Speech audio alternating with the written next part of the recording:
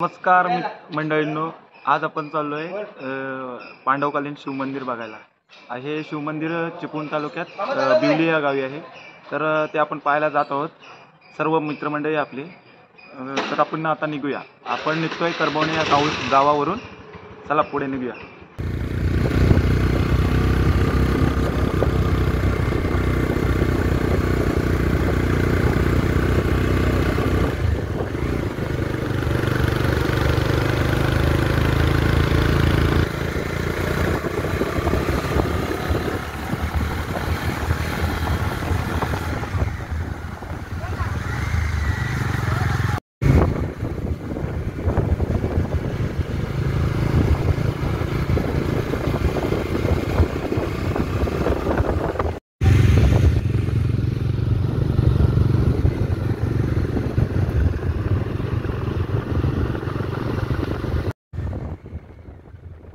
तर आपण पोहोचलो बिवली या गावी. तुम्ही पाहू शकता हे करमवणे बिवली गावचं ग्रामदैवत हे आई वाघजाईचं मंदिर आहे. आणि आता आपण थोड्याच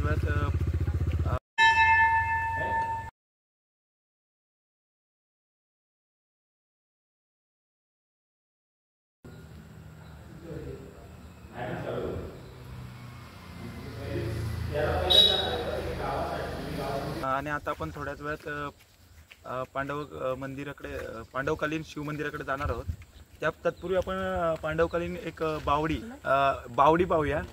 गावच्या भाषेत तिला बावडी म्हणतात, पण तिला मराठी भाषेत वीर असं म्हणतात. तर पाहूया आपण ती. तो नळाचं पाणी इथून गेले नाही, तिकडून आणलं की इथून गेलं नाही, इकडनं इथूनच गेले. हे पाहू शकता तुम्ही, पांडवकालीन बावडी आहे. याला 12ही महिने पाणी असते, पाणी कधी आटत नाही.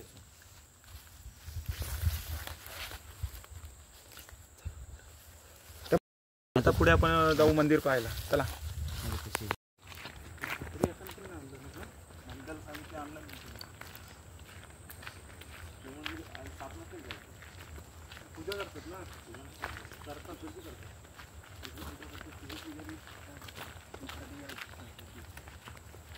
एकीकडे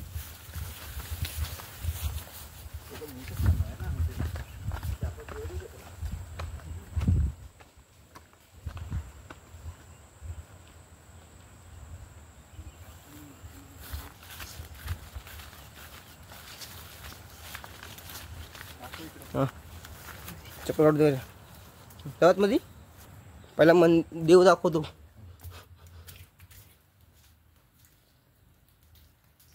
राईटला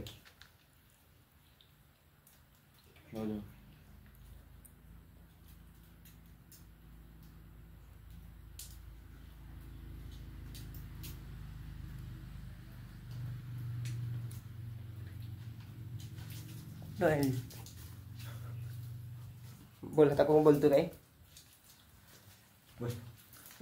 या मंदिराचं वैशिष्ट्य असं आहे, हे मंदिर सगळं जांभ्यामध्ये बांधलेलं आहे.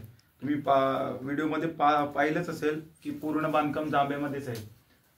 हे पांडवांनी बांधलेलं मंदिर आहे, पण याला कोणतेही सिमेंट, वाळू किंवा गुळ असा कोणताही वापर केला नाही. फक्त दगड रचून हा स्ट्रक्चर उभा केलेला आहे. तुम्ही बघू शकता, फक्त दगड ठेवलेले आहेत. त्यामध्ये माती सुद्धा नाही भरलेली किंवा काहीच नाही भरलेलं, असं फक्त दगड ठेवलेले दिसत आहेत.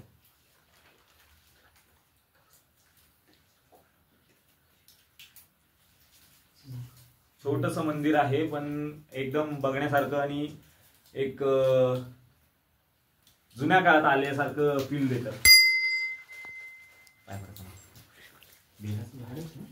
पूजा करता माहिती आहे इथं.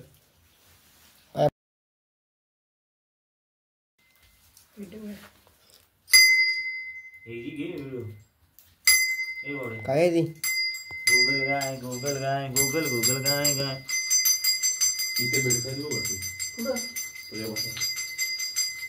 पाहू शकता, पूर्ण मंदिराचं बांधकाम हे जांभ्यामध्ये केलेलं आहे. आता पावसाळा असल्यामुळे इकडे सगळीकडे झाडी आलेली आहे, साफसफाई झालेली नाही आहे. काही दिवसांनी याची साफसफाई होईल, तेव्हा पण आपण एकदा येऊ व्हिजिट द्यायला इकडे. तुम्ही पाहू शकता हे मंदिर कसं बांधलंय ते. मंदिराचा पायथा पूर्ण इथपर्यंत गाभारा एवढाच आहे. त्याचा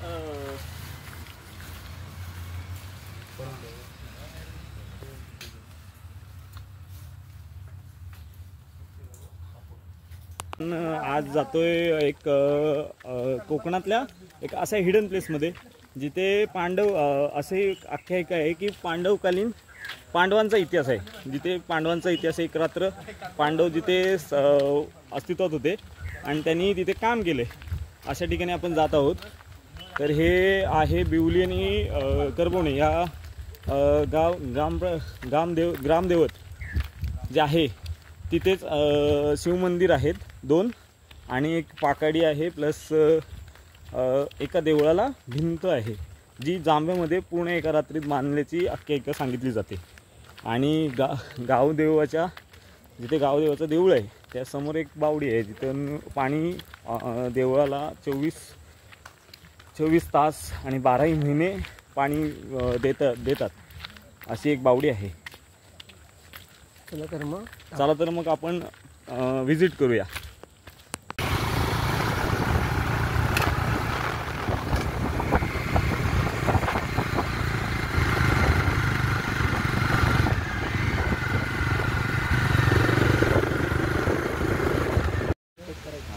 तर आपण आता पोचलोय शंकराच्या मंदिराचे इथे. ही शंकराचं मंदिर इथे खाली आहे. इथे जर वरती बघितलात तर ही बिवलीकडे जाण्याचा रस्ता आहे, पाकाडी आहे. आणि आता प्लेन रस्ता जर तिथे एक इथे खाली जाण्याचा रस्ता आहे जो खाली ब्राह्मणवाडीत जातो आणि त्याच शेजारी इथून खाली जायला एक पायवाट आहे. इथून आपल्याला खाली जायचं आहे. गाववाल्यांनी साफसफाई चांगली केलेली आहे. तर चला तर मग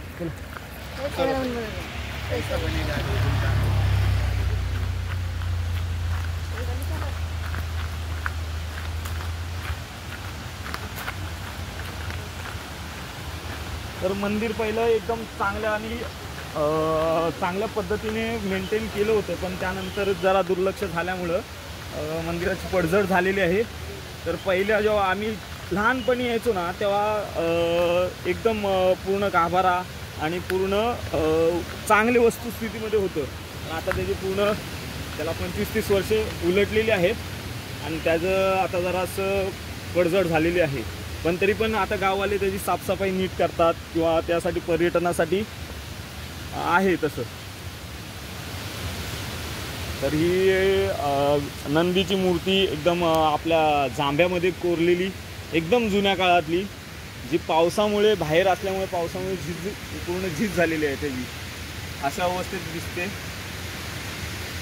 खाली एक देवाची मूर्तीसुद्धा हे आहे दिसण्यात येते पडलेली, जी अशी ठेवलेली आहे बाहेर.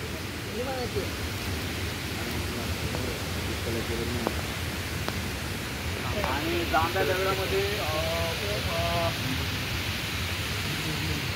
नाही रे हां. तर मंदिराच्या गाभाऱ्याच्या बाहेर एक साईडला जे उजव्या साईडला बाप्पाची मूर्ती कोरलेली दिसते आणि त्याची पूजाही झालेली दिसते. आज सकाळ सकाळ पूजा झालेली आहे. हे एकदम निसर्गरम्य वातावरणात मंदिर आहे. मागे झरा आहे. दरवाजा नीट आहे पण त्याचा गाभारा तुटलेला आहे पूर्ण.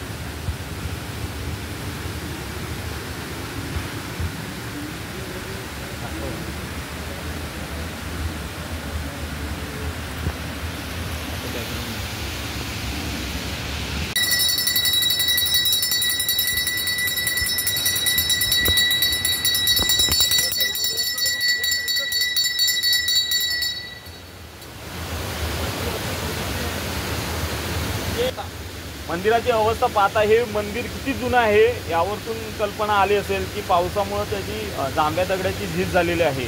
अशा पद्धतीने बघा एकदम कोरीव काम जे म्हणता येईल एकदम पांडवकालीन किंवा जुन्या काळी. आता हे किती वर्ष जुनं आहे माहीत नाही, पण आम्ही आजी आजोबांकडून ऐकलेलं आहे किंवा त्यांच्याकडून ज्या कथा ऐकलेल्या आहेत त्यात आम्ही कॅरी फॉरवर्ड करतो पुढे. तर इथे एक शिव पिंड दिसते, त्याच्या बाजूला नंदी आणि हे कासवाचं प्रतीक असं दिसतंय.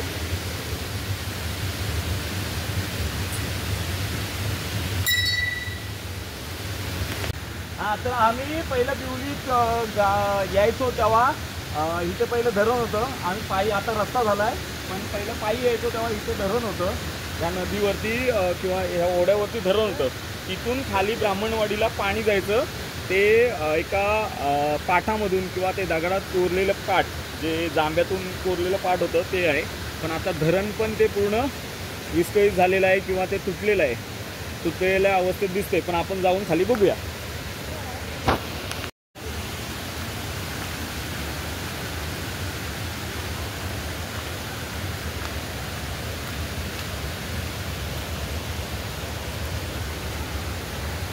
तर हा धरण होता.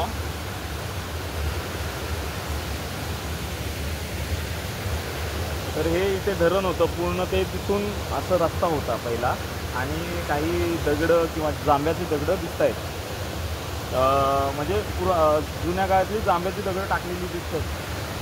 पहिले इथे पण बावडी होती, पण ती विहीर, नंतर विहीर त्याला मोठी करून इथून वरती वरच्या डोंगरावरती एक वाडी आहे बिवलीची, धरणवाडी. आणि त्याला नावच तसं आहे धरणवाडी म्हणून, कारण की त्या धरणाची वाडी असं म्हणतात त्याला. आणि इथून पाण्याची पंपिंग करून, जुन्या काळात पण पाण्याची पंपिंग इथून व्हायची, जे इथून पाणी न्यायचे. आता मोटारनी सगळं बसवलं आहे, त्यामुळं डायरेक्ट पाणी वरती जातं. आणि इथून खाली ब्राह्मणवाडीला इथून पाणी जातं. ते असा इथून पाट होता पहिला. इथं आता रस्त्यासाठी बांधकाम केलं, पण तिकडे खालच्या साईडला पाट दिसून येईल. तो आपण बघण्याचा प्रयत्न करू, पण सांगत नाही की दिसेल, कारण की तो एवढा जुना होता. त्याची पडझड झाली असेल किंवा दिसला तर आपले नशीब समजायचे. चलो.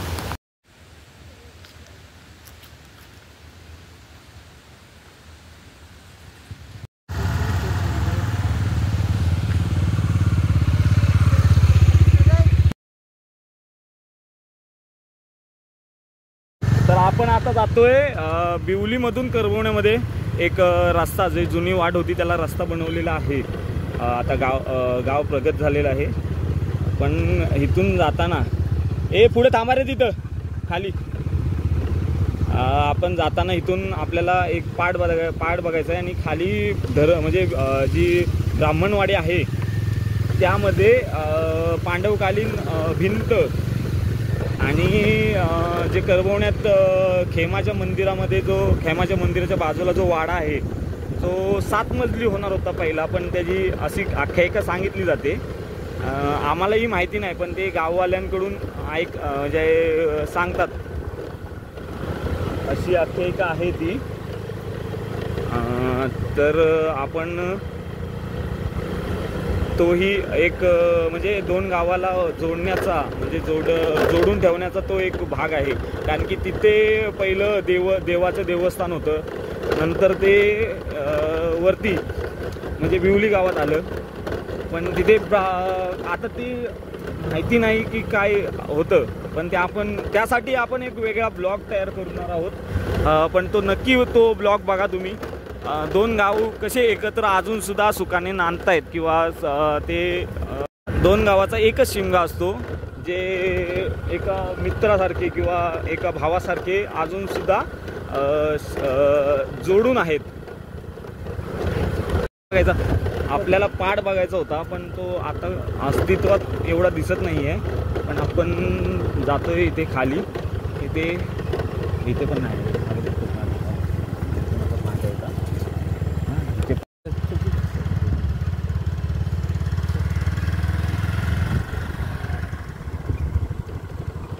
पाणी यायचं पहिलं इथं हे होतं.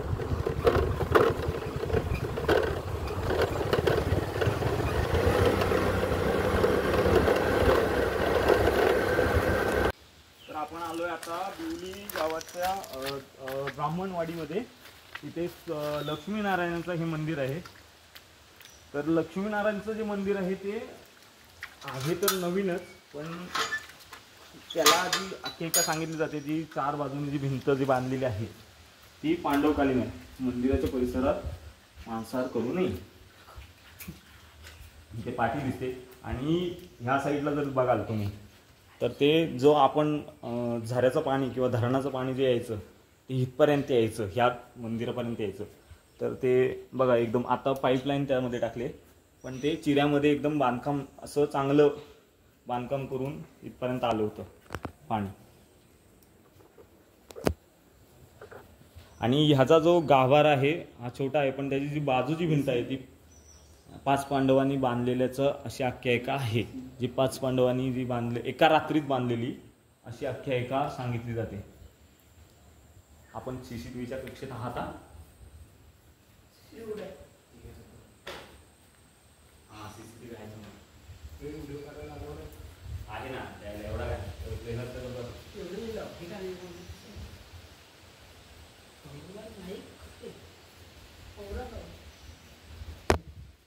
हे सभा मंडपाचे जे काम आहे, जे लाकडी बांधकाम दिसतंय ते नंतर करण्यात आलंय. तिथे इथं पाटी दिसते, किशोर माधव थत्ते पुणे, वर देवस्थान फंड यांच्या देणगीतून हे सभा मंडपाचं काम करण्यात आलंय असं दिसतंय. लक्ष्मीनारायणची मूर्ती आतमध्ये आहे. हा, आणि लक्ष्मीजी नारायणची मूर्ती आहे ती आतमध्ये आहे. बंद आहे का रे? तर काय झालं सर? उघड ना. तर तू या उघड.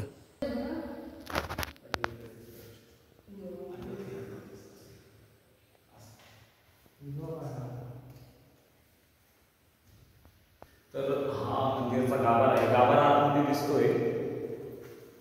लक्ष्मी कांताची मूर्ती आतमध्ये आहे.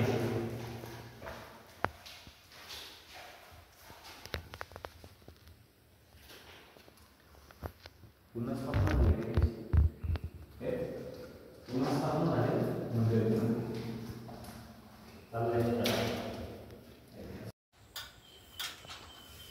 वर्षाची दुरुस्ती 1998 1998 म्हणजे आमचा जन्म.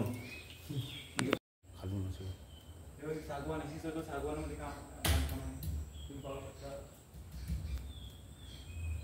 वरती मंदिराच्या गाभाऱ्याच्या वरती जे लाकडी बांधकाम आहे त्यामध्ये पहिलं बांधकाम दिसून येईल की त्यामध्ये एक छोटीशी खोली वरती, त्याला जाण्यासाठी एक साईडने तिकडून मार्ग आहे वरती जाण्यासाठी. हा गाभारा पत्रा दिसतंय रे. सभा मंडप आहे हे पुढचं समोरचं.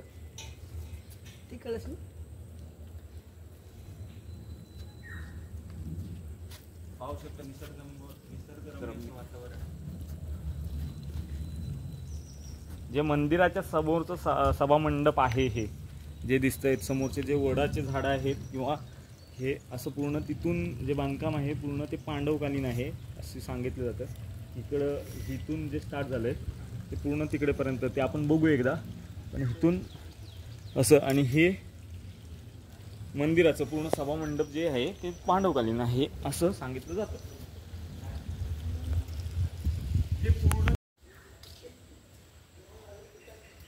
मंदिराचं सभामंडप एवढं सुंदर आणि एवढं शांतमय आहे. ज्याच्या बाजूला नारळी पोफळीचं, कोकणात जे असतं नारळी पोफळीच्या बागा, आणि एकदम रम्य असं ठिकाण. आणि इथल्या ज्या ब्राह्मण लोकांनी हे असं टिकवून ठेवलंय, इथलं पावित्र्य आणि इथलं सगळंच टिकवून ठेवलंय. आणि ह्याच्या मागे आंब्याचे आणि हापूस आंब्यांचे बागा आहेत, जिथून पुणे मुंबई या साईडला जी निर्यात केली जाते ती इथूनच केली जाते. म्हणजे एवढी बाग आहे, पूर्ण अख्खच्या डोंगरच्या डोंगर अख्खीच्या अख्खी बाग आहे.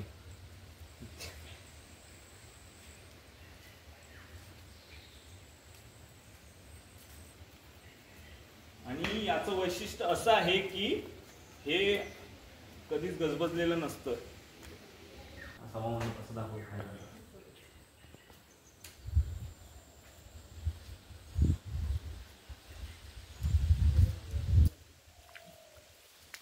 कसं जायचं वरती ना, तर ही जी जुनी वाट दिसते समोरची, तिथून करबवण्यातून वरती येण्यासाठी रस्ता आहे, जे पायवाट जुन्या काळातली जी पालखी इकडूनच येते.